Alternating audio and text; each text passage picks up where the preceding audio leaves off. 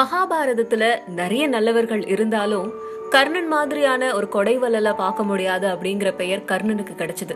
மகாபாரதத்துல வர மாவீரன் கர்ணன் ஒரு பாண்டவ புத்திரன் அப்படிங்கிற ரகசியமே அவன் இறந்ததுக்கு அப்புறம் தான் உலகத்துக்கே தெரிஞ்சது.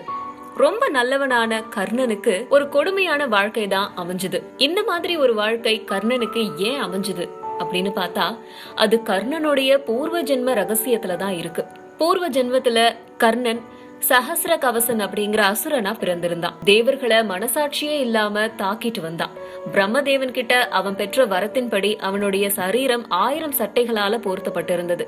யாராலையும் அந்த 1000 சட்டைகளை நீக்காம அவனை கொல்ல முடியாது அப்படிங்கிற வரத்தை வாங்கியிருந்தான். அவனை தாக்க விரும்புற வீரன் 12 வருடங்கள் தவம் இருந்துட்டு அதுக்கப்புறம் 12 வருடங்கள் அவனோட தொடர்ந்து போர் புரிந்தாதான் 1000 கவசங்கள்ல ஒன்றை அறுக்க முடியும். இந்த மாதிரி 24 வருடங்கள் வீதம் தவமும் போரும் யாகவும் 1000 கவசங்களை ஒன்றன் பின் ஒன்றா அறுத்தெறிந்தா சஹஸ்ர கவசன் மடிவான். இதை யாரால சாதிக்க முடியும்?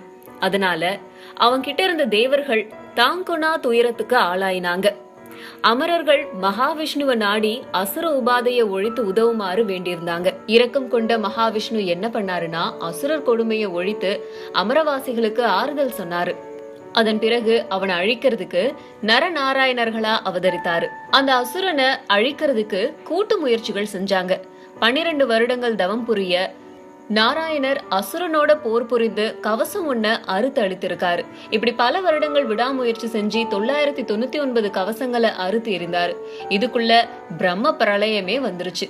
எஞ்சி நின்ற ஒரு கவசத்தோட சஹஸ்ர கவசன் சூரியலோகம் போய் சேர்ந்துட்டான். அடுத்த ஜென்மத்துல கர்ணனா வந்து பிறந்தான். அதுவும் கவசத்தோட.